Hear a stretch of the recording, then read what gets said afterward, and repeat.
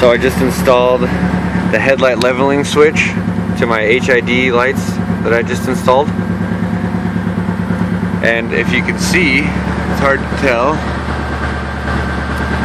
but it works. How cool is that?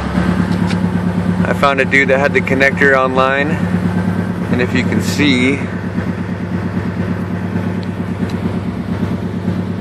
the switch actually lights up, which is awesome. So yeah, everything works good. I ran my wires up to the front. I know it's kind of a clusterfuck in there, but I ran them down over to the other side and up and onto the leveling, and yeah, it works awesome. Cool, I'm happy.